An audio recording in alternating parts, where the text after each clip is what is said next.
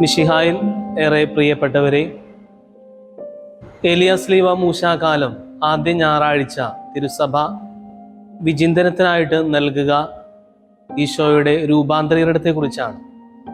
നമുക്കറിയാം, ഏലിയ സ്ലീവ മൂശാകാലം ഈശോയുടെ കുരിശിനെ ധ്യാനിക്കുവാനും രക്ഷകന്റെ രണ്ടാം വരവിനെ ധ്യാനിച്ചു കൊണ്ടുപോകേണ്ട കാലഘട്ടമാണ്.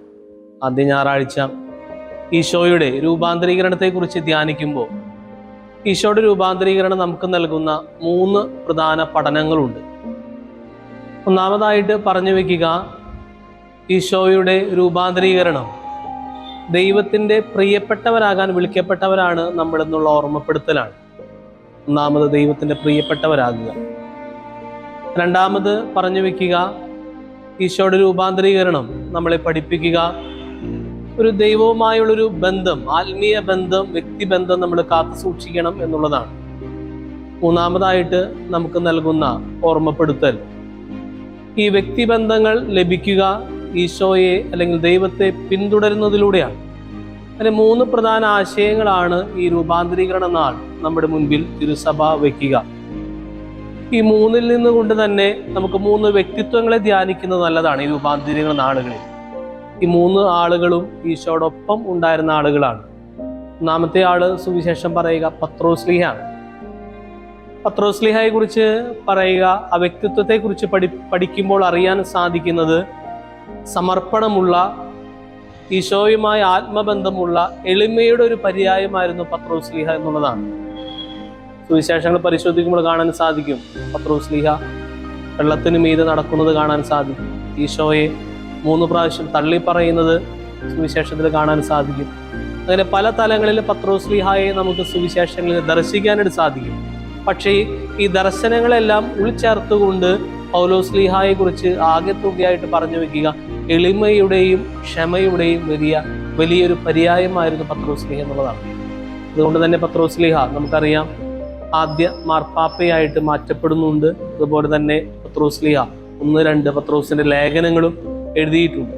എന്ന് വെച്ച് കഴിഞ്ഞാൽ ഒരു രൂപാന്തരീകരണം ഒരു മനുഷ്യനെ ഒരു ആത്മീയ തലത്തിലേക്ക് എത്തി എന്നുള്ളതിന്റെ ഉദാഹരണമാണ് പത്രോസ്ലീഹ.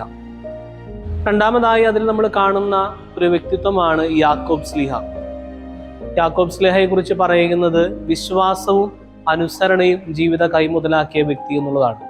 നമ്മുടെ ഈ ജീവിതത്തിലും ഈ വിശ്വാസവും അതുപോലെ തന്നെ അനുസരണവും ജീവിതത്തിലുണ്ടെങ്കിൽ നമ്മളും ഉയർച്ചയിലേക്ക് എത്തുമെന്നുള്ളത് യാക്കോബ് സ്ലീഹായിലൂടെ നമുക്ക് കാണിച്ചു തരുന്നുണ്ട്. യാക്കോബ് സ്ലീഹയുടെ ജീവിതവും എടുത്ത് പരിശോധിക്കുമ്പോൾ കാണാൻ സാധിക്കും, ഒരുപാട് പ്രത്യേകതകൾ നിറഞ്ഞൊരു ജീവിതമായിരുന്നു. പക്ഷേ ആ പ്രത്യേകതകളുള്ള ജീവിതത്തെ ഒരു രൂപാന്തരീകരണത്തിലൂടെ എടുത്തുയർത്തുവാനായിട്ട് ഈ 2 മൂല്യങ്ങളിലൂടെ സാധിച്ചു എന്നുള്ളതാണ് അതിൻ്റെ വസ്തുത. മൂന്നാമത് നമ്മൾ വിചിന്തനം ചെയ്യുക യോഹന്നാൻ സ്ലീഹായാണ്. നമുക്കറിയാം, യോഹന്നാൻ സ്ലീഹ ഈശോയുടെ പ്രിയപ്പെട്ട ഒരു സ്ലീഹായായിരുന്നു. ഈശോയോടൊപ്പം രൂപാന്തരീകരണത്തിലും കുരിശുമരണത്തിലും ഈശോയോടൊപ്പം ഉണ്ടായിരുന്നത് യോഹന്നാൻ സ്ലീഹായാണ്. അതുകൊണ്ട് യോഹന്നാൻ സ്ലീഹ എപ്പോഴും ഈശോയെ കുറിച്ച് പറയുക സ്നേഹം എന്നാണ് പറയുക. ലൂക്കാസ് സുവിശേഷത്തിൽ നമ്മൾ കാണുന്നുണ്ട്, യോഹന്നാൻ സ്ലീഹ പറയുന്നത് സ്വർഗത്തിൽ നിന്ന് അഗ്നി ഇറങ്ങി അവരെ നശിപ്പിക്കട്ടെ എന്നൊക്കെ പറയുന്നുണ്ട്. ആ സന്ദർഭത്തിൽ യോഹന്നാൻ സ്ലീഹയെ കാണുന്നുണ്ട്. അതായത് ഒരു തീക്ഷ്ണത നിറഞ്ഞ ഒരു സ്ലീഹായാണ് അവിടെ കണ്ടെത്താനായിട്ട് സാധിക്കുക.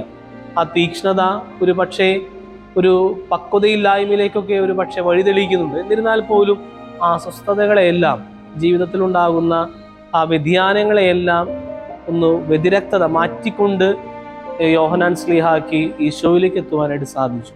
ഒരു പക്ഷേ രൂപാന്തരീകരണ നാൾ നമ്മളിന്ന് കൊണ്ടാടുമ്പോൾ നമ്മളും ചിന്തിക്കുക, നമ്മുടെ ജീവിതത്തിലും എത്രമാത്രമാണ് ഒരു രൂപാന്തരീകരണം സംഭവിക്കേണ്ടത്, എവിടെയാണ് സംഭവിക്കേണ്ടത്. അങ്ങനെ ദൈവത്തിങ്കിലേക്ക് എത്തുവാനുള്ളവരാണ് എല്ലാവരും എന്നുള്ള ഓർമ്മപ്പെടുത്തൽ യേശുനാഥൻ ഈ തിരുനാൾ ദിവസം നമുക്ക് നൽകുന്നുണ്ട്. അതുകൊണ്ട് നല്ല ബോധ്യങ്ങളിലൂടെ ഈശോയെ പോലെ യോഹന്നാൻ സ്ലീഹ, അതോടൊപ്പം തന്നെ യാക്കോബ് സ്ലീഹ, പത്രോസ് സ്ലീഹ കാണിച്ചു തന്ന ആ വലിയ മാതൃകയിലൂടെ ദൈവത്തിങ്കിലേക്ക് എത്താൻ വിളിക്കപ്പെട്ടവരാണ് നമ്മളെന്നുള്ള ബോധ്യത്തോടു കൂടി നമുക്ക് ജീവിക്കാം. ദൈവം നമ്മെ സമൃദ്ധമായി അനുഗ്രഹിക്കട്ടെ. നമ്മുടെ കർത്താവ് ഈശോ മിശിഹായുടെ കൃപയും പിതാവായ ദൈവത്തിന്റെ സ്നേഹവും പരിശുദ്ധാത്മാവിന്റെ സഹവാസവും പ്രസാദവരനാഥയുടെ സംരക്ഷണയും നാം എല്ലാവരോടും കൂടി ഉണ്ടായിരിക്കട്ടെ, ഇപ്പോഴും എപ്പോഴും എന്നേക്കും. ആമേൻ.